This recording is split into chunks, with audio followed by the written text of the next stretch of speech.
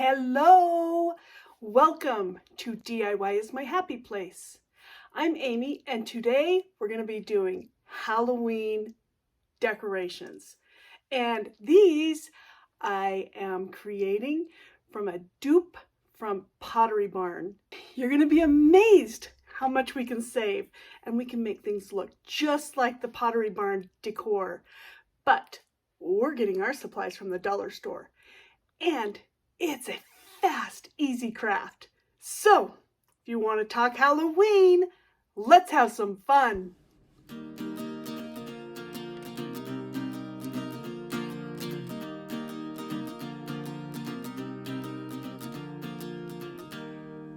Sometimes I walk through Dollar Tree and I get inspiration of what crafts I can do. But this time, I actually got my inspiration from Pottery Barn, then went to the Dollar Tree to see if I could figure out a way to dupe the decorations. And sure enough, I found just what I needed. I'm going to create 4 different Halloween bowls that will be perfect for any kind of decoration or Halloween party. I'm going to start off with these fun little things that I picked up from the dollar store. All of them look a little creepy and a little Halloweenish. I'm going to use this special kind of glue. There's different types of super glue, and this is the one that we need for this project, and I'll explain that more in a minute. I've got myself 4 plastic bowls, and I picked up all my supplies from the Dollar Tree other than my water tumbler. I'll put a link below if you'd like to order yourself one. I love having water on hand whenever I'm doing my projects. And then, of course, the spray paint you can pick up from a big box store, or I'll put a link below if you want to get it from Amazon. And I'm definitely going to be using the metallic Rust-Oleum. Now, I'm trying out a new hot glue gun, and I'll give you my ideas of whether I like this hot glue gun or not in a minute. And I'm definitely going to be using the Gorilla hot glue sticks because they are stronger than your regular hot glue. These are the different bowls. A lot of my subscribers have asked that I give the barcode to show exactly which bowls, because sometimes on videos it's hard to tell what size or what exact bowl it is. I love this red one because it kind of looks like a bathtub, and that's going to work perfectly for what I'm going for. Here's my skeleton. I picked 2 of them. I love these skeletons. They're perfect. When I actually saw these bowls on the Pottery Barn website and I saw what price they were, I was thinking, I'm pretty sure the Dollar Tree has a plastic skeleton that looks so much like this. So yeah, that's what I'm going to use. Now, you will also want to add some super glue to reinforce it. Now, the super glue takes a while to dry, and that's why you use a combination of hot glue and super glue. I would recommend you either use E6000 or Fix All adhesive that you can get from the Dollar Tree. And I definitely would not use regular super glue. Now, this kind of super glue dries very brittle. I would save that for your fingernails. It's not going to work as good on a kind of flexible, rubbery, plasticky bowl. So that's why I recommend that. And definitely you're going to want to use the Gorilla hot glue because it's a lot stronger. It'll help hold it together. Now, let's talk about this hot glue gun that I have here. I tried a new hot glue gun just because I'm always trying different things. Don't love it because it just drips and drips and drips. I definitely would go back to my good old Gorilla glue gun. It's very cost effective and it doesn't drip all the time. So I'll put a link below for that if you're interested in ordering one of those hot glue guns. Okay, now we want to be really generous with the glue wherever it's touching the bowl because it just needs to be able to be reinforced, and that's with hot glue and super glue. Now, we don't need to worry what it looks like. I know this is see-through and it looks like the glue is looking sloppy, but it's fine because the bowl itself is going to be sprayed silver. We will not see that see-through glue on the finished product. Now, I'm just going to trim off this little plastic piece that's on the top, and then I'm going to set it aside because I really put a thick amount of hot glue in there, and it's not quite dry. So the other glue isn't dry either, but I want the hot glue at least to be set before I glue the arms on. So I'm going to go ahead and move on to my second bowl, which is going to be my bathtub skeleton. And once again, I'm going to go ahead and cut that top off before I get started. And then I'm just going to make sure that he's stuck in there nice and well. Now these skeletons, they have kind of a string down between them, between their neck and their arms and their legs. So you can form them around however you want. But once you get them set into the bowl how you'd like it, go ahead and add some glue so that the head doesn't keep turning and the hands don't move and the feet don't move. You want them to be, locked into place. Once you figure out the location that you want your skeleton to be, go ahead and glue them in and set them aside and move on to the next bowl. That's the nice thing about doing 3 or 4 bowls in a row. Okay, my next one is my spider bowl that I also got inspiration from a Pottery Barn bowl. This spider is a little bit different than the Pottery Barn one, but it's going to work just fine. And I actually kind of like the look of it being a little bit slanted, like the bowl is tipping a little bit. I think that kind of goes with the Halloween theme. So I'm going to do this one just a little different than the Pottery Barn, but it's still going to be very fun. Now, in this case, I'm going to go ahead and add my 2 different types of glue right onto the bowl because I figured out which parts will touch onto the spider. And then voila, all I have to do is plop that on, make sure that it's in the position that I want it to be, and then I can set that aside. Do you see? I mean, this is just really a fast and easy craft. It's so quick to be able to put these things together. Now, while I was making the spider, my hot glue was able to finish setting up. My super glue is not yet, but the hot glue, it's set up enough to be able to hold it into place. Now, for these legs, I don't want to just sit there and hold it together even while the hot glue dries, because I'm putting such a generous amount that it takes a little bit to dry.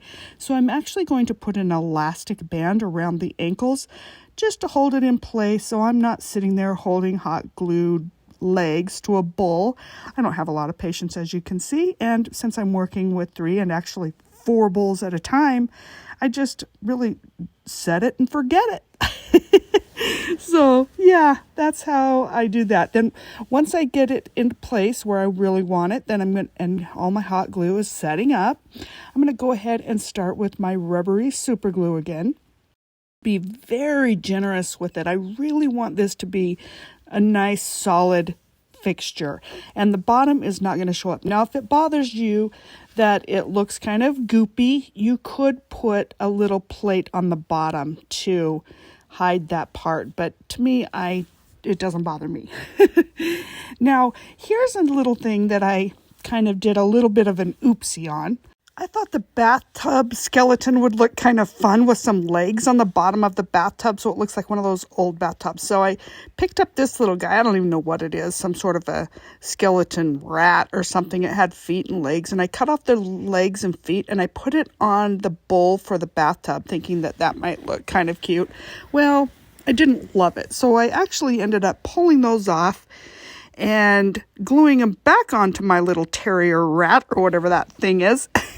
And I had an extra bowl because the bowl that came with the spider was 2 for $1. So I was going to make 3, and I don't know, somehow I just had these extras and I don't waste anything, so I went ahead and made 4. So here's my bathtub one before I pulled the legs off the bottom. But I will eventually pull those off because don't love that, as I said. Now, again, this is the same idea. You're just gluing and letting them dry. Now, once I get them all nice and dry, I went ahead and let them just dry overnight, just to make sure that super glue had plenty of time to set up. Then I'm ready to paint them silver.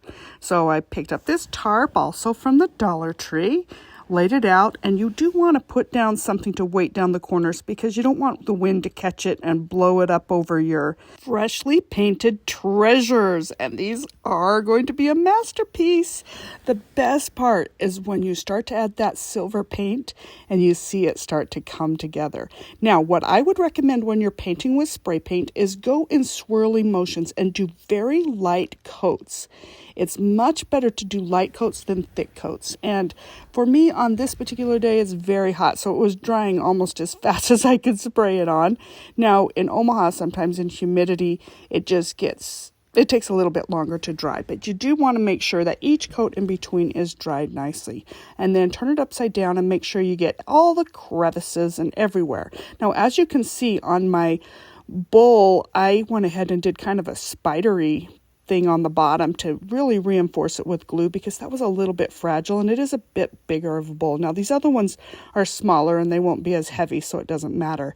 You can see the one that I pulled the feet off the bottom and I went ahead and added a little extra glue just to fix my little oopsies, I guess, and then give it a little bit of a soft surface to sit on. Now, I could have peeled it all off, but I went ahead and just went with it as it was. It didn't bother me.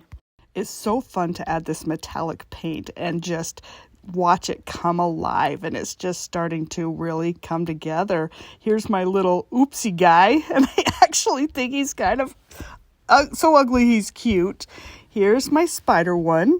And I love how it turned out. Here's my inspiration from Pottery Barn, which, you know, in Pottery Barn, it cost $69.50. And I was able to make mine for $3. Here's my other inspiration photo. And this is the Pottery Barn version, which is $129. I made for $3. And don't forget our candy bowl that also is inspired from Pottery Barn for a whopping $1.99 that I could make for, yes, you guessed it, $3. And once I got all of these fun bowls put together, it was ready for a fun movie night. I just love it. You could do it for any type of Halloween party, or it could just be decor around your house throughout the holiday season. What do you think? Would you try making these Pottery Barn bowls with supplies you can get from none other than the Dollar Tree? It's so fun just to add a little ice to your sodas, add whatever kind of treats, popcorn balls, really anything that you like to eat. I love to be able to have different types of options available for my guests, and I have to say I might just leave it kind of set up throughout the entire month of October. I mean, why wouldn't I? It just is so fun and exciting. And the very best part is the amount of money that I saved. If I was to buy this all from Pottery Barn, it would have cost me $397.50 plus tax and shipping. My cost came to around $20 for all of those supplies, for these bowls, the paint, the glue, everything. What do you think? Comment below. Do you think it's worth the hour it took to put these together? Well, there you have it. It doesn't have to break the bank. And oh, how fun is that? Now it's time to have a Halloween party. Oh yeah, and I have a message from our sponsor. Okay, the sponsor's me. This is my favorite thing. I put ice water in this about noon yesterday, and it's still nice and cold.